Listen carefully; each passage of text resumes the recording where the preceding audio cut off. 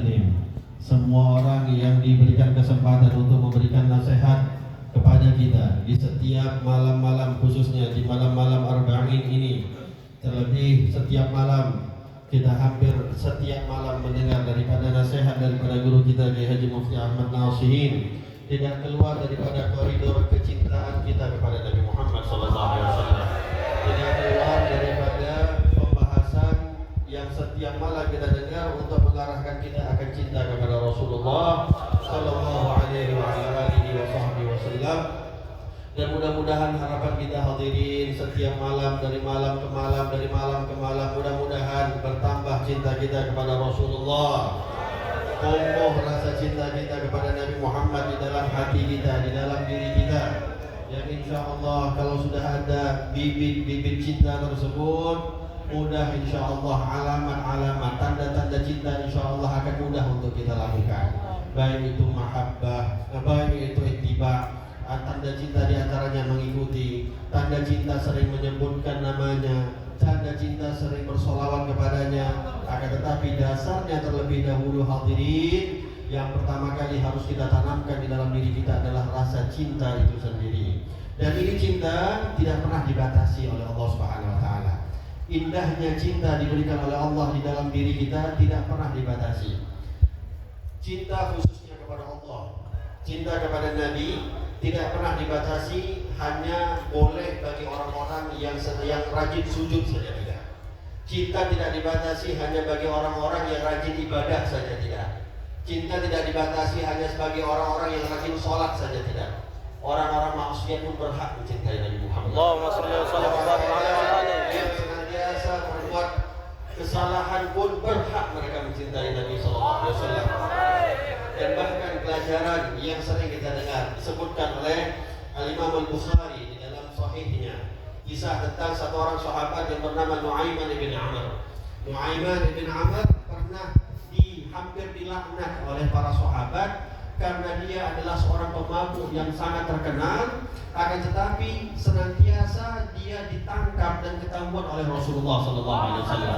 Setiap kali dia mabuk ketahuan, dilakukan hukuman ke atasnya, yaitu dicampur sebanyak 40 kali, tapi nggak tobat-tobat. Sekali dicampur ketahuan, dia buat lagi setelahnya, ketahuan lagi, dia buat lagi setelahnya. Akhirnya hadirin salah seorang sahabat ketika itu mengatakan, ya Allah laknatlah Nu'aiman bin Amr ini, ya Allah laknat ajalah Nu'aiman bin Umar ini. Sampai dia mengatakan, kau nggak malu apa di hadapan Nabi? Terlalu sering kau bikin Rasulullah SAW kecewa. Terlalu sering kau buat Rasulullah SAW sedih dengan perbuatanmu, sementara Nabi Muhammad punya perhatian khusus dengan kau. Rupanya ucapan laknat daripada salah seorang sahabat kepada Nu'aiman waktu itu didengar oleh Nabi SAW. Nabi mengatakan, la tal'anuh, jangan sekali-kali kalian laknat dia, jangan sekali-kali kalian hardik dia, jangan sekali-kali kalian maki dia, jangan sekali-kali kalian caci dia. Dia boleh berdosa, dia boleh mabuk, dia boleh bermaksiat, dia boleh apapun, tapi jangan sekali-kali kalian caci dia, jangan sekali-kali kalian laknat dia. Kenapa? Di dalam hatinya ada cinta kepada Allah dan Rasulullah. Sampai Nabi mengatakan, ma'alimtu minhu illa annahu yuhibbullah wa rasulah. Tidak aku ketahui yang ada pada dirinya kecuali tulus di dalam dirinya cinta kepada Allah dan cinta kepada Rasulullah. Oleh sebab itu hadirin, ini menunjukkan siapapun berhak mencintai Nabi SAW. Siapapun punya kesempatan untuk mencintai Rasulullah SAW. Kalaulah mungkin banyak di luar sana orang-orang yang dalam keadaan maksiatnya tapi ada di dalam hatinya cinta kepada Rasulullah, maka hadirin, harapan yang jauh lebih besar bagi anda semua atau kita semua yang sudah terbiasa hadir di majlis-majlis semisal ini, yang gak disebut kecuali Rasulullah, yang gak diceritakan kecuali Rasulullah, yang gak dibahas kecuali Rasulullah, maka harapan yang lebih besar, harapan yang lebih besar hadirin, pada diri kita semua lebih besar kita menunjukkan rasa cinta kita kepada Nabi Muhammad Sallallahu Alaihi Wasallam. Karena cinta ini gak main-main, diikatkan beberapa kali oleh Rasulullah Sallallahu Alaihi Wasallam. Cinta kepada Allah, cinta kepada Nabi Sallallahu Alaihi Wasallam, itu urusannya dengan iman. iman hadirin. Urusannya dengan keimanan seseorang. Nabi mengatakan, la yu'minu ahadukum hatta akuna ahabba ilaihi min walidihi wa waladihi wa nasi ajmain. Gak beriman salah seorang kalian. Kita gak paham ya, kalau sebahagian penerjemah menerjemahkan hadis ini mengatakan tidak sempurna iman. Padahal Nabi tidak mengatakan la yatimu wa la yakmulu, enggak. Nabi langsung mengatakan la yu'minu, tidak beriman ahadukum, salah seorang daripada kalian, hatta akuna ahabba ilaihi min walidihi wa waladihi wa nasi ajmain, sampai kalian betul-betul berhasil menjadikan aku lebih kalian cintai daripada orang tua kalian, daripada anak kalian, dan daripada seluruh orang-orang di sekitar kalian. Diikat dengan keimanan hadirin. Bahkan Sayyidina Umar bin Khattab pernah satu kali bicara kepada Nabi. Sayyidina Umar bilang kepada Rasulullah, ya Rasulullah, wallahi inni uhibbuk ya Rasulullah. Ya Rasulullah, aku tuh cinta kepada engkau. Wa uhibbuka akthar min hubbi ila walidihi wa waladihi wa azwaji wa zawjatihi wa nasi ajmain. Illa min nafsi ya Rasulullah. Ya Rasulullah, aku cinta kepada engkau demi Allah. Bahkan cintaku kepada engkau wahai Rasulullah lebih besar daripada cintaku kepada ayahku. Cintaku lebih besar kepada engkau ya Rasulullah dibandingkan cintaku kepada anak, kepada istriku, kepada orang-orang di sekitarku. Tapi aku belum berhasil satu ya Rasulullah. Satu aku belum berhasil. Aku belum berhasil mencintai engkau ya Rasulullah melebihi cintaku pada diriku sendiri. Dan ini memang otomatis ini. Kita naluri seseorang pasti mencintai dirinya lebih daripada siapapun. Kecuali orang-orang yang memang dipilih oleh Allah Subhanahu wa taala berhasil mengubah dirinya mencintai Nabi Muhammad dibandingkan bahkan dirinya sendiri. Ketika mendengar itu ucapan daripada Sayyidina Umar kepada Rasulullah, Rasulullah langsung tidak membenarkan atau tidak memberikan pengecualian atau tidak memberikan keringanan untuk Sayyidina Umar, karena Sayyidina Umar adalah salah seorang orang-orang yang memang terdekat dengan Nabi SAW. Gak ada keringanan bagi mereka. Bagi Sayyidina Umar gak ada. Langsung apa kata Nabi? Lan yu'min, lan yakmul imanan ya Umar. Tidak sempurna. Lan kata Nabi, tidak akan sempurna wahai Umar imanmu kecuali engkau sampai berhasil menjadikan aku lebih engkau cintai dibandingkan dirimu sendiri. Akhirnya Sayyidina Umar merenung hadirin. Sayyidina Umar terdiam. Setelah itu dia angkat lagi kepalanya. Dia mengatakan, ya Rasulullah, al-an, saat ini ya Rasulullah, aku insya Allah akan menjadikan dirimu lebih aku cintai, bahkan melebihi cinta kepada diriku sendiri. Apa kata Nabi? Al-an ya Allah, kalau begitu sekaranglah sempurna imanmu wahai Umar. Berapa banyak diikat iman seseorang itu berdasarkan bagaimana cintanya kepada Rasulullah sallallahu alaihi wasallam. Dan para sahabat adalah orang-orang yang sangat patut untuk kita semua belajar dari mereka. Bagaimana mereka betul-betul mencintai Rasulullah melebihi siapapun yang ada di sekitar mereka. Bahkan Sayyidina Abu Bakar As-Siddiq, beliau pernah mengatakan kepada Nabi SAW, ya Rasulullah, la islamu Abi Talib agar ilayya min islami Abi Quhafa. Ya Rasulullah, Islamnya pamanmu Abu Talib itu lebih menyenangkan hatiku dibandingkan Islamnya bapakku sendiri Abu Quhafa. Islamnya Abu Talib hadirin. Dan kita yakin, kita Ahlus Sunnah wal Jamaah, kita meyakini bahwasanya Abu Talib adalah orang yang meninggal dunia dalam keadaan beriman kepada Allah Subhanahu wa taala. Disebutkan oleh Syekh Ahmad Zaini Ad-Dahlan di dalam kitabnya Asnal Matalib fi Islami Abi Talib. Satu kitab dibuat oleh Syekh Ahmad Zaini Ad-Dahlan, ulama besar dari negeri kita yang berada di kota Mekah. Kebanggaan negeri kita Indonesia punya ulama semisal beliau, membuat satu kitab khusus menceritakan bagaimana dalil-dalil tentang Islamnya Abu Talib. Kalau nggak salah pun saya dengar beberapa hari yang lalu, ketika kita hadir juga, Kiai Mufti guru kita menceritakan secara detail apa dalil-dalil bahwasanya Abu Talib itu memang meninggal dalam keadaan Islam, meninggal dalam keadaan mukmin. Maka hadirin, selalu kita ingatkan Urusan orang-orang yang ada di sekitar Nabi Muhammad jangan pernah kita main-main. Baik itu keluarganya ataupun sahabatnya, istri-istrinya, jangan pernah bermain-main Anda, ucapan Anda dengan orang-orang di sekitar Nabi. Asy-Syaikh Ibn Ruslan di dalam Zubatnya mengatakan, "Wa ma jara baina shihabi naskutu anhu fa ajrul ijtihadi najidu." Apa yang terjadi di antara para sahabat? Kiasnya apa yang terjadi di antara ahli bait Nabi? Apa yang terjadi di antara istri-istri Nabi? Apa yang terjadi di seluruh orang-orang di sekitar Nabi? Naskutu, kita diam. Jangan komentar. Jangan pernah ikut-ikutan.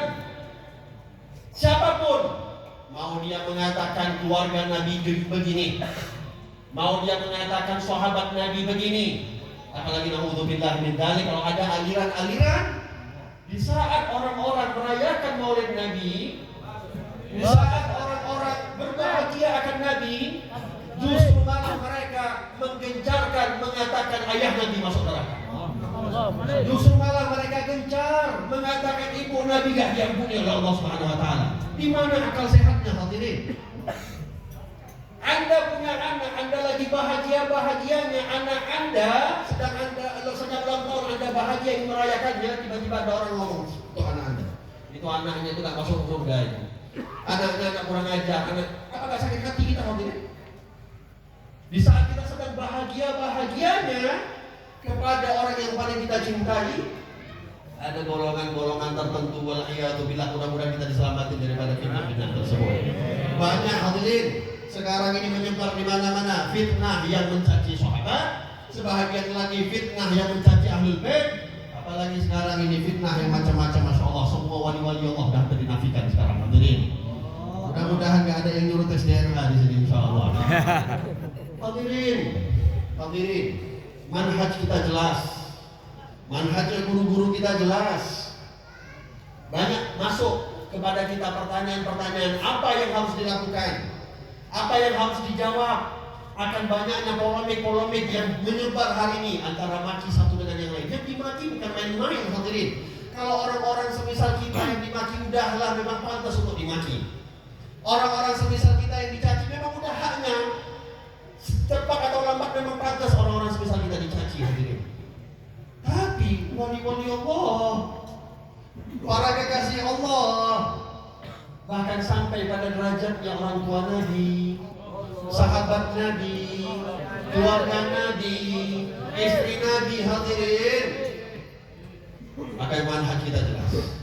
Guru-guru kita khususnya Sayyidina Habib Umar mengatakan gak perlu untuk kita ikut-ikutan hadirin. Jangan pernah balas cacian dengan cacian, jangan pernah balas makian dengan makian. Biarlah mereka dengan keahlian mereka mencaci orang lain, biarlah mereka dengan kehebatan mereka mengadu domba orang lain. Kita cukup dengan apa yang diajarkan oleh Nabi Muhammad, sebarkan rahmah kepada sahabat. Kita cukup dengan apa yang dibawa oleh Nabi Muhammad SAW, yang mana diutus wa ma arsalnaka illa rahmatan lil alamin. Oleh sebab itu hadirin, hati-hati. Jangan pernah berbicara karena demi Allah, apapun yang terjadi pada mereka, kita tak tutup mata hadirin. Betul, kita mendengar, kita mempelajari. Ada di antara sahabat yang berselisih paham dengan sahabat yang lain. Bahkan Sayyidina Husain bin Ali bin Abi Thalib, cucunya Rasulullah pun dibunuh oleh orang-orang Muslim. Pertumpahan terjadi, pertumpahan darah terjadi di Mekah, di depan Ka'bah. Itu semua terjadi. Tapi apa fungsinya? Apa faedahnya? Apa gunanya untuk kita ngomongin kesalahan-kesalahan mereka atau apa yang terjadi yang kita nggak tahu, nggak hadir pada hari itu? Yang kita nggak pernah tahu bagaimana kejadian sebenarnya di saat itu. Apakah nanti ditanya semuanya sama Munkar dan Nakir ketika kita masuk ke dalam kubur? Apa dosanya? Apa salahnya waktu itu fulan bin fulan? Bukankah yang ditanya dosanya kita? Bukankah yang ditanya kesalahan kita? Kenapa nggak kita fokus dengan kesalahan kita sendiri? Oleh sebab itu, aliran-aliran yang sengaja mengajak kita untuk mencaci siapapun. Bahkan kita diajarkan oleh guru-guru kita, jangan terlalu terbiasa melaknat setan sekalipun. Jangan terlalu biasa melaknat-laknat iblis sekalipun, walaupun udah pasti terlaknat di dalam Al-Quran. Sudah pasti iblis itu nggak mungkin lagi selamat, pasti dilaknat oleh Allah. Tapi untuk kita terbiasa melaknat iblis itu dilarang oleh guru-guru kita. Kenapa? Karena supaya jangan terbiasa melaknatnya, itu yang jangan sampai terbiasa. Kalau udah terbiasa, walaupun dia memang pantas untuk dilaknat, sering kita mengucap. Mungkin kalau bahasa sekarang udah nggak laknat lagi bahasanya. Orang Arab kalau mau maki orang laknat hadirin. Tapi kalau sekarang ini kalimat-kalimat binatang itu, kalimat-kalimat kebun binatang, hewan-hewan itu, bahasa laknat itu, hati-hati. Maaf ya, jangan mudah nganjing-nganjingin orang, jangan mudah babi-babiin orang, monyet-monyetin orang, hadirin, hati-hati. Itu bahasa-bahasa yang nggak pernah diridhoi oleh Allah Subhanahu Wa Taala. Kalau terbiasa kita melaknat, keluar laknat, akhirnya hadirin, memang awalnya iblis, setan yang kita laknat, tapi karena udah terbiasa, jadi mudah kita, orang yang nggak kita suka akhirnya kita laknat. Kayak diajarkan sama guru-guru kita, nggak usah iblis, setan sekalipun nggak usah anda sibuk-sibuk melaknat mereka. Anda laknat aja diri anda sendiri kalau diri anda masih bermaksiat kepada Allah. Anda laknat aja, Anda caci nafsu kita sendiri, kita caci nafsu kita, diri kita sendiri, kalau masih kita banyak menentang kepada Allah Subhanahu Wa Taala. Hadirin, Sayyidina Abu Bakar As-Siddiq pernah mengatakan kepada Rasulullah Nabi Allah, Islamnya Abu Thalib itu lebih menyenangkan hatiku dibandingkan Islamnya bapakku sendiri Abu Quhafah, ya Rasulullah. Kenapa? Karena Abu Bakar As-Siddiq menyadari Islamnya Abu Thalib bagi Rasulullah pasti jauh lebih menyenangkan bagi Nabi Muhammad, lebih membahagiakan Nabi Muhammad dibandingkan Islamnya bapaknya Abu Bakar As-Siddiq yang bernama Abu Quhafah. Sehingga bentuk ucapan Rasulullah, la yu'minu ahadukum hatta akuna ahabba ilaihi min walidihi. Aku lebih dia cintai dibandingkan bapaknya, dipraktekkan oleh Sayyidina Abu Bakar As-Siddiq. Sayyidina Umar bin Khattab juga pernah berbicara di depan Sayyidina Abbas bin Abdul Muttalib, pamannya Nabi.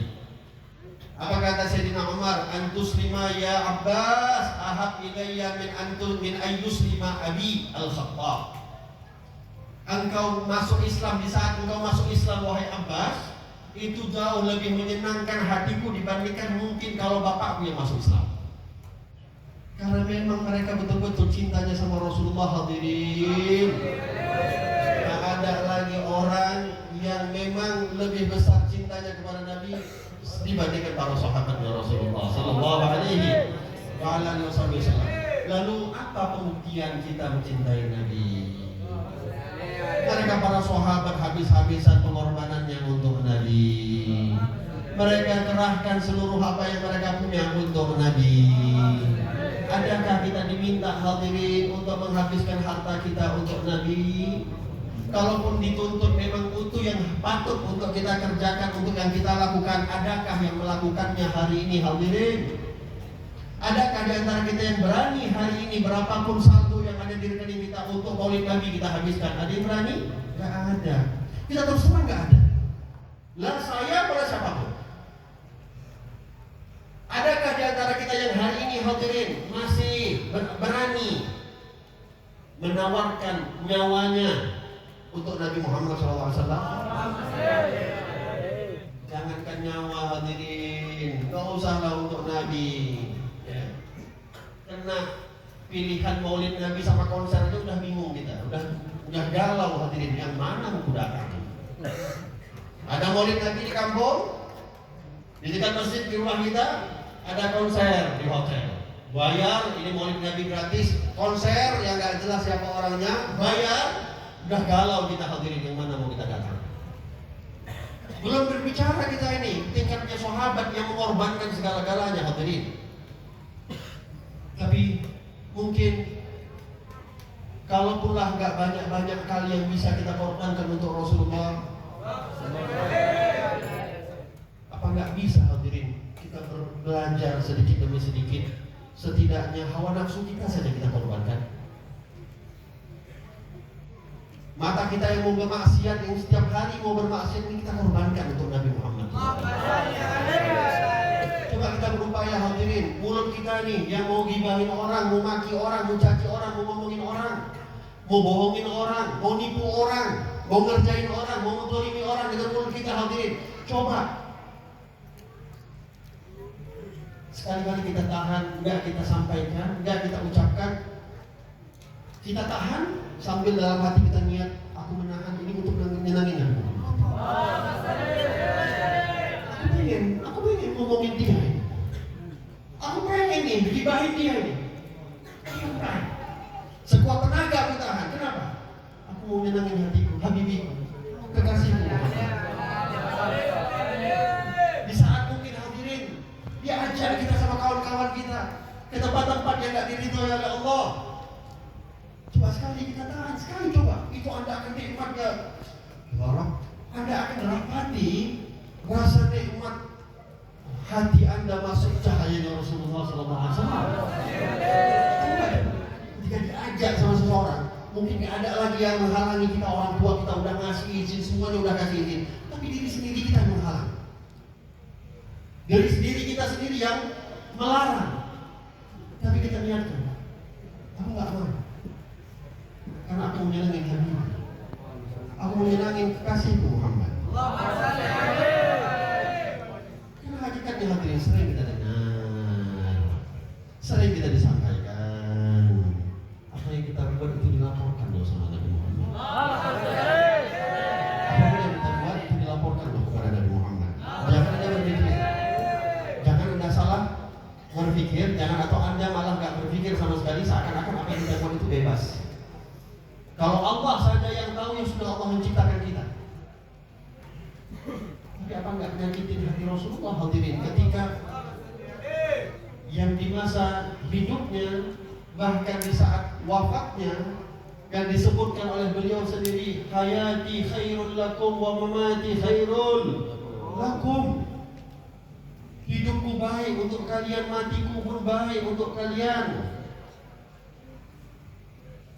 Hidupnya Nabi udah gak mungkin lagi kita ragukan, memang terbaik untuk kita. Tapi sahabat tanya, matinya Rasulullah kok baik untuk kami ya Rasulullah? Matimu kenapa baik untuk kami ya Rasulullah?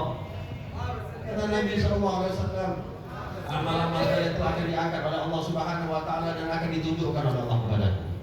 Kalau aku dapat yang baik, aku akan bersyukur. Kalau aku dapatin yang baik-baik di malam hari ini hadirin, Anda harus pastikan, Anda harus yakin. Jangan pernah ragu. Nama kita, nama ayah kita itu sedang dilaporkan oleh Allah satu persatu, fulan bin fulan di telinganya Rasulullah. Anda bayangin malam hari ini paling tidak ya, apalagi yang istiqomah sejak malam, masya Allah. Malam hari ini hadirin, dibandingkan mungkin banyaknya miliaran orang-orang yang hari ini dilaporkan juga, malam ini dilaporkan juga kepada Nabi Muhammad oleh Allah Subhanahu Wa Taala. Kita dari banyak sebahagian orang yang ketika dilaporkan menjadikan Rasulullah tersenyum hadirin, menjadikan Rasulullah bahagia hadirin. Apa enggak satu nikmat yang besar? Apa enggak satu kebahagiaan tersendiri untuk kita hadirin, menyenangkan kasih kita Nabi Muhammad? Tapi ketika kita juga berbuat yang enggak disenangi oleh Allah, di saat kita berbuat yang enggak baik hadirin, Nabi juga akan mendapati laporannya. Maka setiap apapun yang mau kita lakukan, setiap apapun yang mau kita buat, setiap apapun yang mau kita lihat, setiap apapun yang mau kita ucapkan hadirin, coba dengan malam hari ini kita berpikir, ini apa yang aku buat nyampe kepada kekasihku Muhammad. Dia yang setiap malam membuka hatinya untuk kita. Dia yang berkorban habis-habisan dirinya untuk kita. Dia yang setiap malam meminta kepada Allah untuk mengampuni dosa-dosa kita. Dia yang sampai di akhir hayatnya yang disebut nama kita ini hadirin yang disebut oleh beliau. Coba pikir, coba renung. Di saat kita mau berbuat sesuatu yang nggak disukai oleh Allah, yang pasti apa yang nggak disukai oleh Allah pasti nggak suka Nabi Muhammad SAW. Coba pikirkan gimana perasaannya Rasulullah kalau nama kita yang mungkin udah dibangga-banggakan, khususnya hadirin yang mungkin udah 40 malam disebut yang enak-enak terus di telinganya Nabi di setiap malam. Jangan sampai siangnya yang gak enak pula yang disebutkan. Udah malam-malam nih nama-namanya bagus-bagus disampaikan kepada telinganya Rasulullah. Jangan sampai bangun tidur, pulang dari sini, bangun tidur aja udah gak enak lagi disampaikan oleh Allah kepada Nabi SAW. Apa yang gak enak? Ada maulid tapi sholat subuh enggak? Ya, itu sampai. Jangan buat Nabi bingung sama kita hadirin. Sekali Nabi senyum, tiba-tiba pagi merenung lagi sama kita.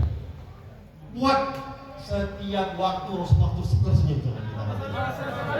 Jangan sampai. Kata Nabi SAW, ada orang ya di saat azan subuh dia masih dalam keadaan tertidur. Kata Nabi SAW apa? Ada bala syaitan ala udhunih. Itu kupingnya lagi dikencingin sama syaitan. Lagi dikencingin sama syaitan. Ini mungkin bagi orang yang telat sholat subuh. Telat hadirin. Karena sahabat itu paling jaga masalah sholat. Memang dalam kitab-kitab fikih pun Anda jangan main-main urusan sholatnya. Jangan main-main urusan sholat. Di antara hewan-hewan atau golongan-golongan yang tidak termasuk golongan orang-orang yang pantas dihormati. Ini bahas ini panjang, tapi salah satunya adalah hadirin tarikus sholat, orang yang balik sholat. Memang beda betul, sampai Nabi menyatakan al-farqu ma bainal muslim wal kafir as-shalah. Yang menjadikan pembeda antara orang kafir dan orang muslim satu sholat. Maka otomatis ketika kabar ada orang tidur di saat azan subuh itu bukan karena dia gak sholat, tapi mungkin dia terlambat bangun sholat. Coba bayangkan dia gak sholat sama sekali hati. Yang subuhnya entah di mana, yang duhurnya berasal dari sibuk, yang asalnya sibuk di jalan lah katanya, yang maghribnya udah gak sempat lagi mandi dan lagi istirahat, yang isyaknya udah kebablasan, udah kecapean. Ya Rabb, hal-hal semisal ini kita jaga. Ya, hal-hal semisal ini kita jaga, kita pelihara. Yang kita sampaikan tadi tujuannya adalah untuk menyenangi Rasulullah. Sallallahu alaihi wa ala alihi wasallam. Insyaallah kita yakin hadirin. Yang paling banyak tujuan di dalam hidupnya apapun yang dia lakukan membahagiakan Nabi Muhammad, tunggu saja hadirin. Nanti di akhirat tinggal jatahnya Nabi Muhammad yang akan membahagiakan dia. Tunggu saja. Anda yang apapun Anda buat, Anda mengerjakan taat, Anda meninggalkan maksiat, karena Nabi Muhammad membahagiakan Nabi Muhammad, tujuannya membahagiakan Rasulullah. Anda tinggal tunggu nanti di akhirat, tinggal jatahnya Nabi Muhammad. Kalau kita membahagiakan Nabi Muhammad di akhirat, tidak ada kesempatannya lagi hadirin. Cuma di dunia. Satu-satunya yang dapat diberikan jatah masih dapat membahagiakan siapapun di yaumil kiamah ada Sayyidina Muhammad. Siapapun. Tidak ada wala Ibrahim, wala Nuh, wala siapapun. Ada Sayyidina Muhammad. Kita ada tinggal tunggu saja. Kapan sih dia akan datang membahagiakan kita? Kapan dia akan giliran kita akan dibahagiakan oleh dia hadirin? Mudah-mudahan kita semua dibahagiakan oleh Rasulullah. Amin. Bagaimana tujuan hidup kita membahagiakan Nabi di akhirat, mudah-mudahan kita dibahagiakan oleh Nabi sallallahu alaihi wasallam. Amin. Amin ya rabbal alamin. Mudah-mudahan insyaallah tidaklah didengarkan di telinga Nabi Muhammad, pada diri Nabi Muhammad, daripada nama kita, melainkan hal-hal yang menyenangkan hati Nabi Muhammad, yang membuat bangga Nabi Muhammad, yang membahagiakan Nabi Muhammad. Amin. Amin. Amin. Amin ya rabbal alamin. Mudah-mudahan tiap malam insyaallah bertambah cinta kita kepada Nabi Muhammad, bertambah rindu kita sama